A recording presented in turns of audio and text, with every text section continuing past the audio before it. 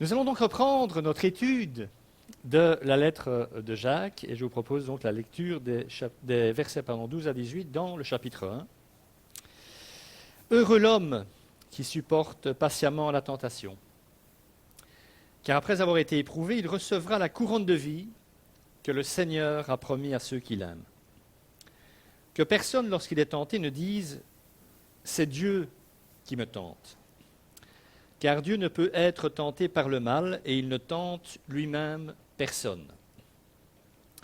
Mais chacun est tenté quand il est attiré et amorcé par sa propre convoitise. Puis la convoitise, lorsqu'elle a conçu, enfante le péché, et le péché, étant consommé, produit la mort. Ne vous y trompez pas, mes frères bien-aimés. Toute grâce excellente et tout don parfait descendent d'en haut, du Dieu des Lumières, chez lequel il n'y a ni changement, ni ombre de variation.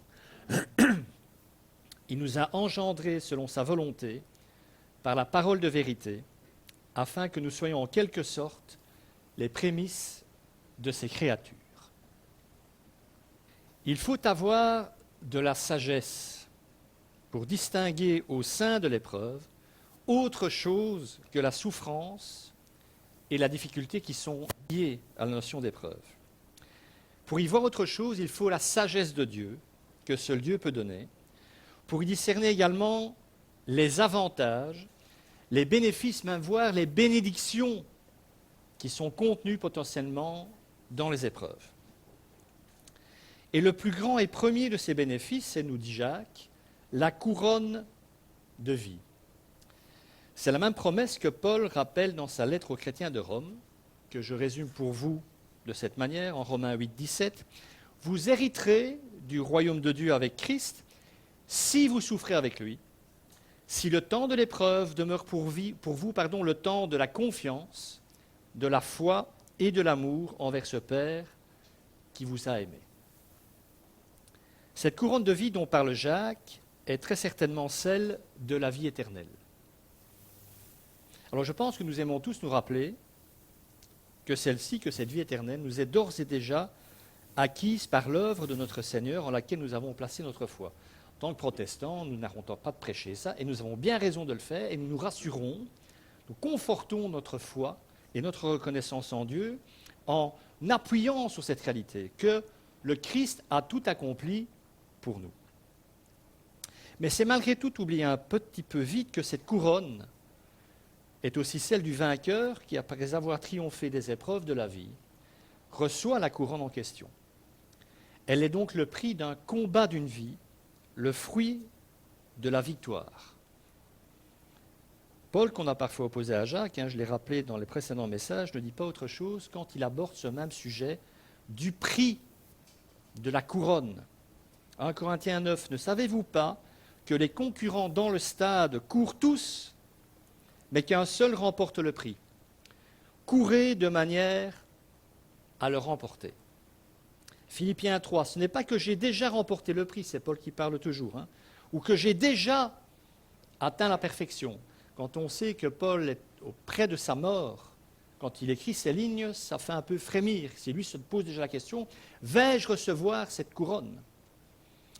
Mais je cours pour tâcher de m'en emparer de ce prix, puisque de moi aussi Jésus-Christ s'est emparé.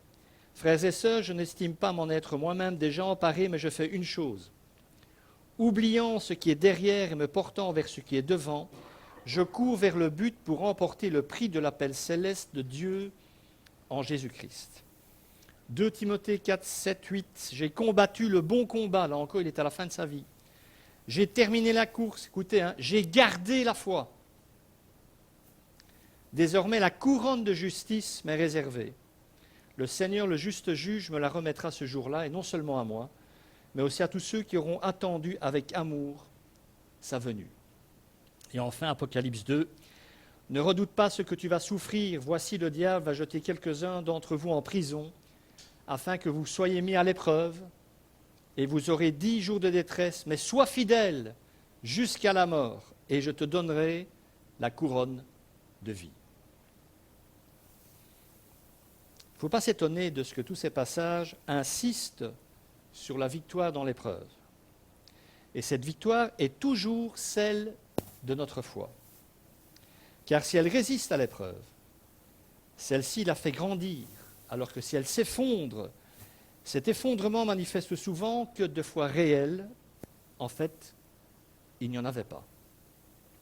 Ce qui signifie qu'il ne faut pas comprendre ces textes comme étant des conditions que Dieu imposerait, mettrait pour qu'un homme puisse entrer dans le royaume de Dieu, mais bien une attestation de la filiation entre celui qui souffre et Dieu lui-même. Car comme le dit Jacques, il recevra la couronne de vie que le Seigneur a promise à ceux qui l'aiment. Comment peut-on prouver à Dieu que l'on l'aime? En lui faisant confiance dans l'épreuve, en tenant bon dans l'épreuve, en continuant à manifester de l'amour envers lui malgré la souffrance, malgré l'épreuve. Donc c'est l'amour que nous avons pour Dieu et la certitude de son amour pour nous qui soutient notre foi dans l'épreuve. C'est d'ailleurs la certitude profonde de cet amour pour nous qui permet à Jacques de clarifier une chose extrêmement importante. Et on va reprendre les versets 13 et 15. Que personne, lorsqu'il est tenté, ne dise « c'est Dieu qui me tente ». Car Dieu ne peut être tenté par le mal et il ne tente lui-même personne. Mais chacun est tenté quand il est attiré et entraîné par ses propres désirs ou par sa propre convoitise. Puis le désir, lorsqu'il est encouragé, donne naissance au péché. Le péché, parvenu à son plein développement, a pour fruit la mort. Quand on y réfléchit, mes amis, quel est le plus grand danger pour notre âme, pour notre cœur, au travers de l'épreuve? Eh bien, c'est de penser que Dieu veut nous tenter, nous faire tomber au travers de cette épreuve. Autrement dit, que Dieu nous veut du mal au travers de l'épreuve que nous traversons. Ça, c'est le plus grand danger qu'on encourt, vraiment. Si on s'engage sur cette voie-là, croyez-moi, très souvent, on n'en revient pas. Donc, si un chrétien prend ce chemin de dire « Dieu me veut du mal, parce qu'autrement, je ne vivrai pas ce que je suis en train de vivre », le chrétien risque de voir l'épreuve se transformer en tentation. Il faut d'ailleurs relever, et je ne pense que ce n'est pas pour rien, que le mot tentation et épreuve traduit le même mot grec, perasmos. C'est le même mot, que ce soit épreuve ou tentation. C'est donc bien que la preuve que ça dépend de la gestion qu'on aura de l'épreuve. Parfois, ça en sera une et on grandira, et parfois, ça se transformera en tentation et on tombera. Mais c'est la même épreuve. Donc, croire que Dieu recherche autre chose que notre bien dans l'épreuve, c'est se méprendre sur le sens de celle-ci, sur la différence entre épreuve et tentation, et c'est également, plus fondamentalement, se méprendre totalement sur la nature de Dieu même. C'est qu'on méconnaît profondément qui est Dieu. Et c'est tout ça. Et c'est une chance pour nous que Jacques va tenter d'éclaircir. Donc commençons par dire avec lui que Dieu ne peut être tenté et ne tente lui-même personne. Ce qu'il recherche dans l'épreuve, on l'a assez répété, je pense, c'est notre sanctification, la purification de notre foi, et ce sont de bonnes choses. Alors, au travers de l'épreuve, peut-être qu'on va en douter à un certain moment, mais ce que recherche Dieu au travers de l'épreuve, c'est ça, c'est la maturité, la maturation de notre foi, et ça c'est une bonne chose. Rappelons pour l'exemple que Paul était atteint d'une maladie apparemment très invalidante, qui constituait pour lui une véritable épreuve. Et il a prié, vous le savez comme moi, pour que Dieu le guérisse. Et vous vous rappelez la réponse que Dieu lui a donnée? Je cite, 2 Corinthiens 12. « Ma grâce te suffit, car ma puissance s'accomplit dans la faiblesse. » Donc tu vas garder ta maladie. Tu vas la garder. Parce qu'elle t'aide. Elle t'aide à rester dans l'humilité et dans la dépendance. Donc c'est dans la fragilité et la dépendance qu'il était le plus efficace. Cette maladie, indépendamment de la vie générale qu'on peut en avoir, la plupart des gens sans doute auraient, et Paul le premier, aurait dit « mais c'est terrible cette maladie, le pauvre ». En fait, cette maladie était une bonne chose aux yeux de Dieu, et ça l'est devenu également aux yeux de Paul, puisqu'il écrit, toujours en 2 Corinthiens 12, « Je me glorifierai donc bien plus volontiers de mes faiblesses, afin que la puissance de Christ repose sur moi, afin que le Christ puisse m'utiliser au travers de cette faiblesse. C'est pas ce que l'apôtre pensait au départ, certainement pas. Mais cette maladie, pour bien réelle, douloureuse et contraignante qu'elle était une bonne chose. Vous voyez, quand la semaine passée, je vous disais que le regard est important et que nous devons changer de regard, parce que changer de regard, c'est changer de vie, tout simplement. Alors, il ne s'agit pas ici, je le précise, pour la forme, il ne s'agit pas ici, vous l'aurez compris, de sombrer dans le dolorisme.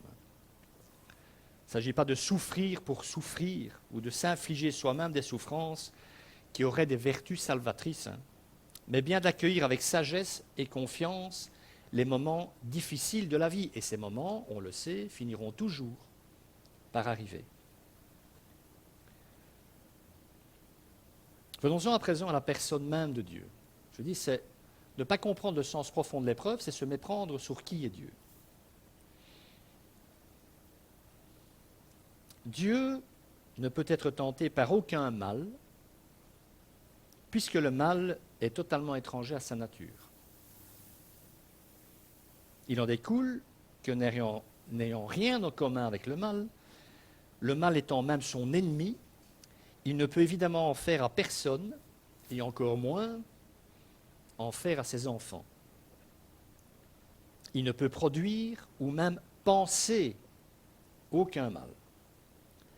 Dieu ne pourrait produire aucun mal, même s'il le voulait, car cette pensée lui est totalement impossible par nature, puisqu'il est bon, il est amour, il est incapable même d'envisager de faire le mal.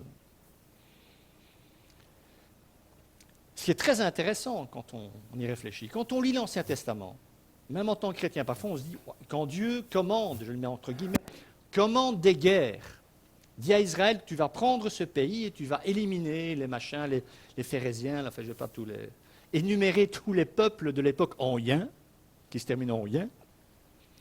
Nous, on voit ça comme des horreurs, alors que pour lui, c'est l'émanation de sa justice. Donc il ne pose pas d'acte mauvais, il ne fait pas le mal en faisant ça. Il manifeste sa justice.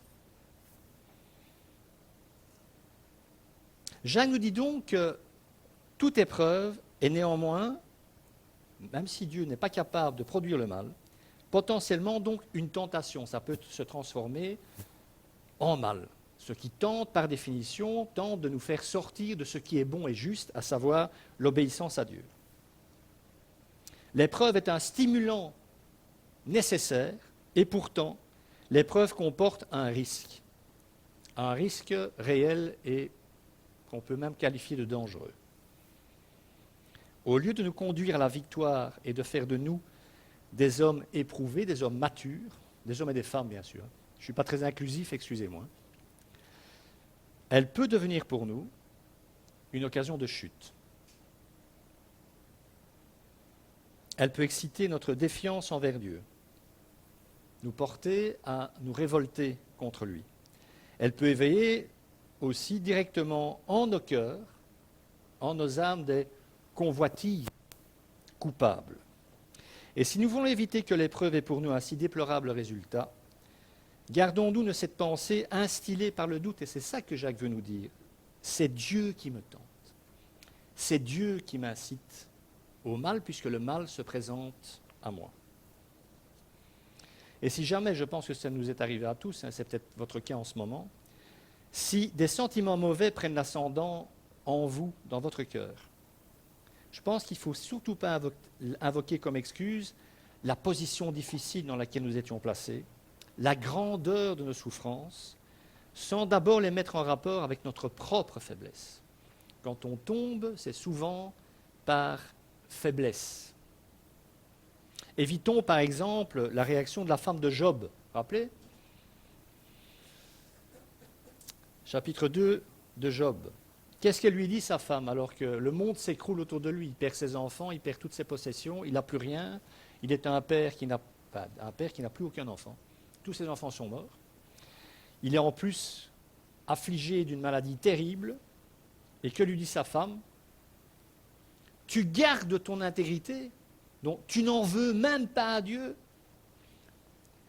maudis-le et meurs, autrement, maudis-le et suicide-toi. Pour sa femme, c'est clair. Dieu est un Dieu qui apporte le mal. Et Job, dans son intégrité, refuse de prendre ce chemin-là. Donc, en un mot, gardons-nous par une voie ou par l'autre de faire remonter la faute jusqu'à Dieu, car il expose l'homme aux épreuves pour son bien. Donc Dieu envoie l'épreuve, si vous le voulez, comme un remède à notre position, à notre situation. L'homme seul en fait un poison. Il est d'ailleurs très contradictoire de supposer, même simplement supposer que Dieu, le souverain bien, lui qu'aucun mal ne peut ni tenter ni approcher, lui qui est la source de tout don parfait, nous dit Jacques, en aucun sens il ne peut être l'auteur du mal. C'est un paradoxe absolu. Donc, soyons pratiques, on va essayer de l'être en tout cas, celui qui est tenté et qui pêche doit chercher la cause de son péché dans son propre cœur.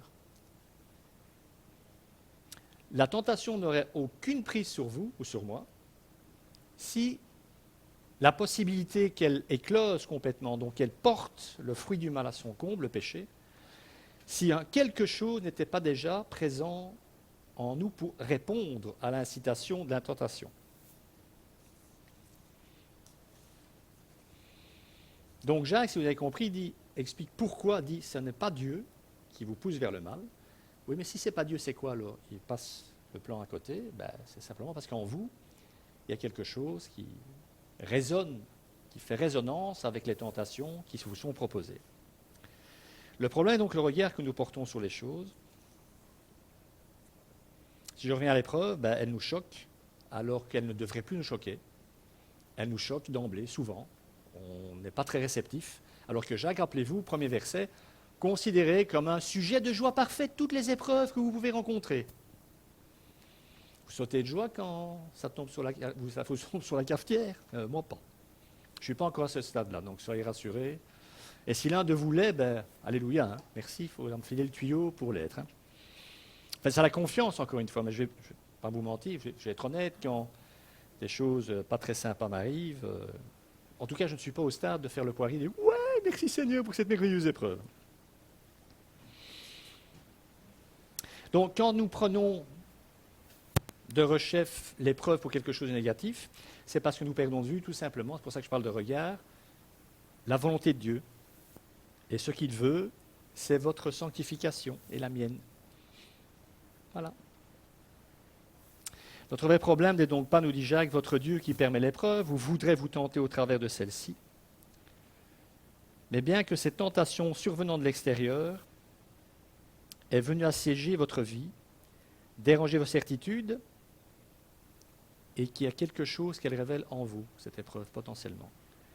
Et c'est quelque chose, c'est de ça que Jacques va parler maintenant. Mais chacun est tenté, dit-il, quand il est attiré. J'ai mis entre guillemets, je l'ai mis ou pas? Non, dans mes notes. Donc attiré ou appâté, si vous préférez, et amorcé, autrement dit, entraîné par sa propre convoitise ou son mauvais désir. Puis la convoitise, lorsqu'elle a conçu, enfante le péché étant consommé produit la mort. Ça c'est terrible. Il a l'art de résumer les choses, Jacques, quand même. Alors, le vendeur, parce que la tentation nous vend quelque chose, le vendeur est bien à l'extérieur de la maison. La tentation n'est pas en vous, elle est extérieure à vous. Et comme tout bon vendeur, le vendeur frappe à la porte. Mais l'acheteur potentiel, lui, est bien à l'intérieur.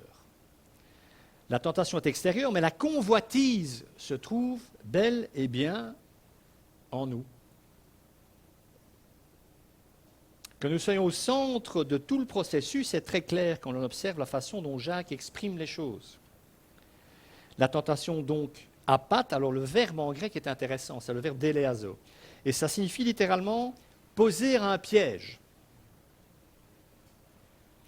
Quand on pose un piège, c'est pour piéger une proie, pour attraper une proie. Quelle est la proie dans l'analogie de Jacques, dans cette très belle image?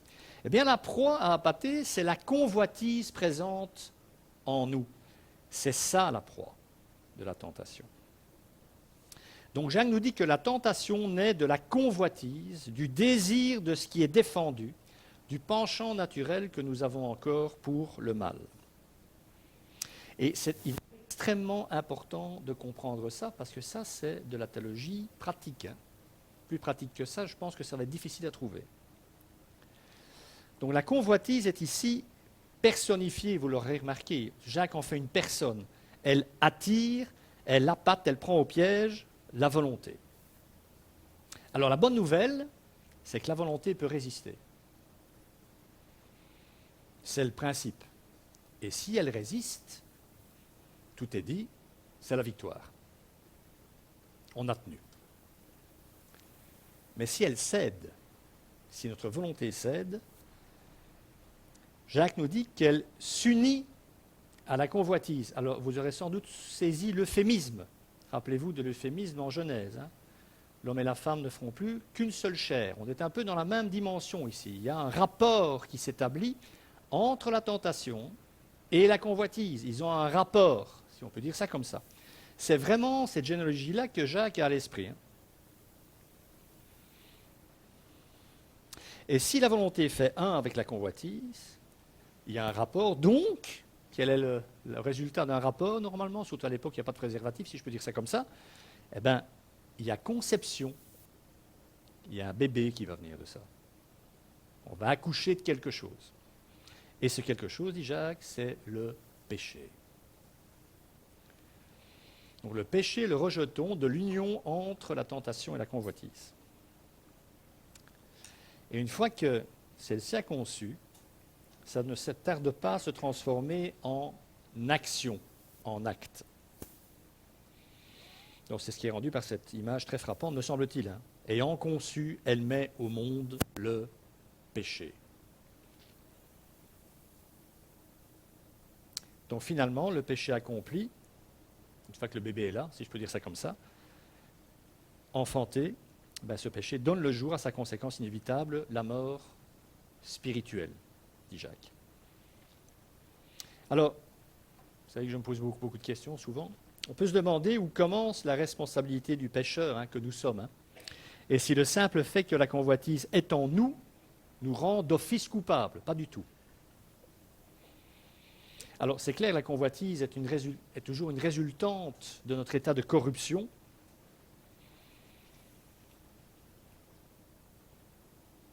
Mais elle ne nous rend pas d'office coupable de quoi que ce soit. Nous avons une responsabilité par rapport à ça, forcément, c'est de ne pas céder. C'est de résister. Résister au diable, il fuira loin de vous. Je ne dis pas que c'est facile. Hein. Et plus vous résisterez, plus la pression augmentera. Souvent. C'est comme ça. Il y aura quand même des périodes dans la vie où ça sera un peu plus cool. Mais tôt ou tard, ça revient.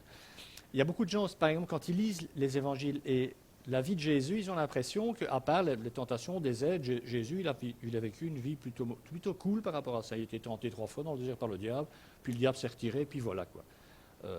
On va pas remettre la couche chaque fois à chaque page de l'évangile, mais Jésus, il a été tenté toute sa vie durant, comme nous, et même plus que nous, hein, puisque sa capacité de résistance était infinie.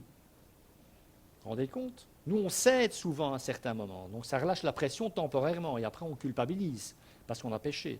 Jésus n'est jamais rentré dans ce modèle-là. C'est le principe de l'élastique, hein, vous vous rappelez. Hein. Nous, on tire sur l'élastique et un moment, il casse. Jésus, vous pouviez tirer sur l'élastique à l'infini. Le seul problème étant, pour Jésus, c'est que la traction, la pression était incommensurable. On ne peut même pas imaginer à quel point Jésus a été tenté.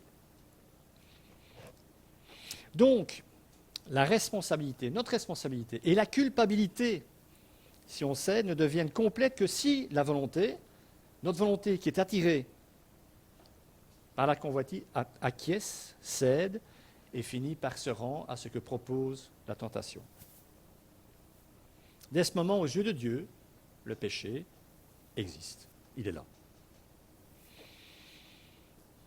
Donc, Autrement dit, c'est la bonne nouvelle. Le seul fait d'être tenté, ça n'est pas un péché. Il faut quand même le rappeler, je pense. Le seul fait d'être soumis à une tentation, ça n'est pas un péché.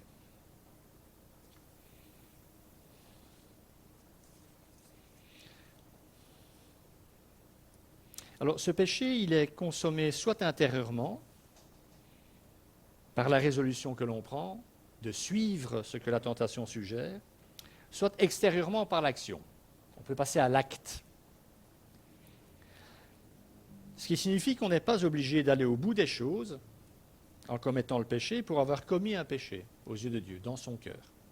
C'est ce que les hommes du temps de Jésus n'avaient pas compris. Rappelez-vous, Matthieu 5. Vous avez appris qu'il a été dit, tu ne commettras pas d'adultère. Rappelez. Mais Jésus dit, moi je vous dis, tout homme qui regarde une femme pour la convoiter a déjà commis un adultère avec elle dans son cœur. Pour Dieu, le simple fait de convoiter une femme qui n'est pas la vôtre, c'est un péché. Même si vous ne posez pas l'acte d'adultère avec cette femme. Ce sont deux péchés effectifs. La différence, s'il y a une différence il y a, c'est dans les conséquences. Si vous allez au bout de l'action, vous couchez avec une femme ou un homme qui n'est pas le vôtre, là vous commettez le péché dans les actes et les conséquences, les dommages collatéraux seront exponentiels. Nous sommes bien d'accord. Hein. Famille brisée potentiellement, difficultés relationnelles, enfin voilà. Le seul impact, si vous ne posez pas l'acte, c'est les dommages que vous faites à votre âme. Ce sera le dommage collatéral. Mais il y a bien un dommage et il y a bien un péché. Donc dans ce développement que nous propose Jacques du péché, le moment important, vous l'aurez sans doute compris, celui où l'homme, où nous avons le plus besoin de vigilance et du secours de Dieu, au secours, c'est lorsque notre volonté, sollicitée par la convoitise, mais libre encore, est mise en demeure de se prononcer. Il faut décider ce qu'on va faire. C'est là que ça se joue.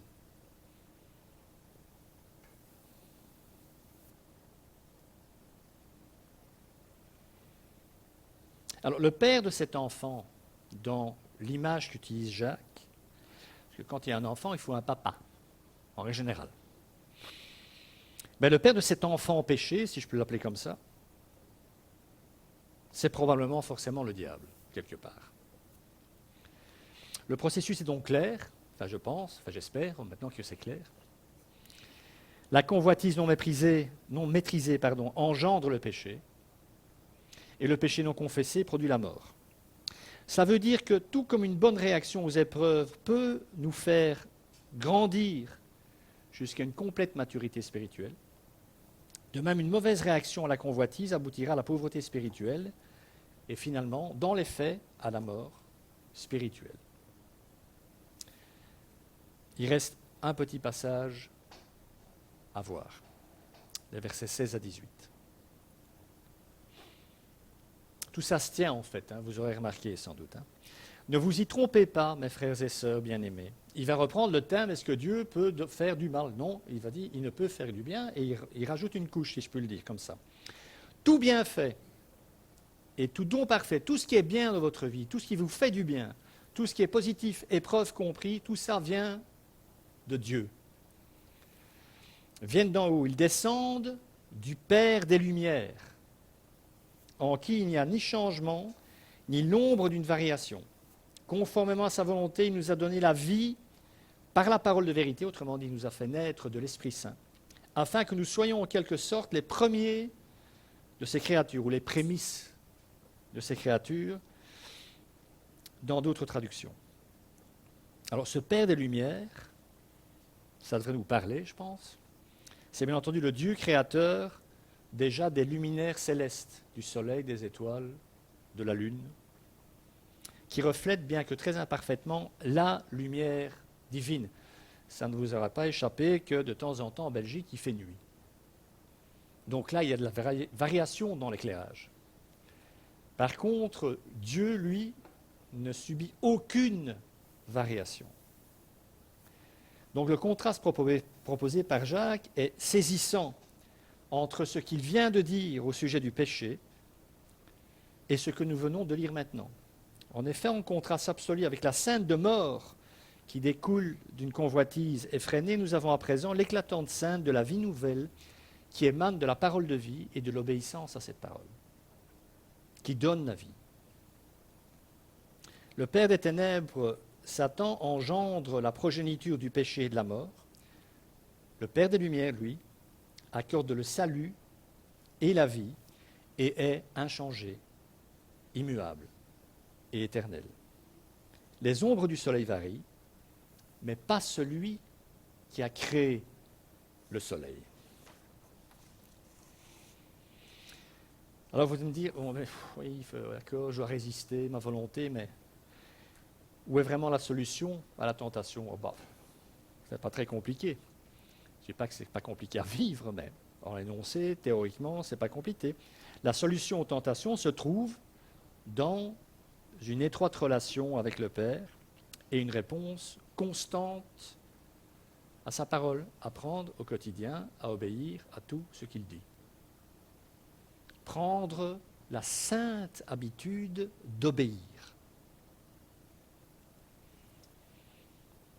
Nous devons nous appuyer en tout temps sur notre Seigneur de lumière et compter sur sa parole de vérité parce qu'elle est la seule à être capable de nous donner la vie. Autrement dit, un nouveau regard, un autre regard, une autre sagesse que celle qui demeure en nous et qui n'a rien à voir avec la sagesse de Dieu. Donc pour nous qui faisons partie des prémices, de la première récolte, de la nouvelle création, du royaume qui vient, il n'y a en fait dans l'absolu aucune raison de céder à la tentation. Nous devons apprendre à résister, sinon nous ne parviendrons jamais à cette maturité spirituelle que Dieu désire pour ses enfants, pour nous qui sommes devenus des enfants de lumière, en opposition à ce que nous étions avant, des enfants des ténèbres. Le constat est donc le suivant. Les ténèbres engendrent le péché, la lumière engendre la lumière. Et le choix est nôtre à chaque instant de notre vie. Et ça, c'est une responsabilité, mais aussi un privilège, une liberté incroyable. Alors, est-ce que c'est facile? Non. Est-ce que c'est fatigant? D'où je suis placé? Oui. Très. Mais c'est le combat d'une vie. C'est le prix de la couronne. Je pense, pour le dire de manière un peu triviale, je pense que les glandeurs ont peu de chances de rentrer dans le royaume. Si on ne prend pas au sérieux ce que Dieu dit, vraiment, si on ne choisit pas notre camp dans les grandes questions d'aujourd'hui, et même dans les petites questions de la vie quotidienne, on doit décider de prendre le parti de Dieu, ce qui sera cohérent par rapport à ce qu'il a fait de nous. Nous ne pouvons pas, en tant qu'enfants de lumière, prendre le parti des œuvres des ténèbres. Ce n'est pas possible. Ça va à l'encontre de ce qu'il a fait de nous et de notre vocation profonde. Que le Seigneur bénisse sa parole et qu'il vous bénisse. Amen.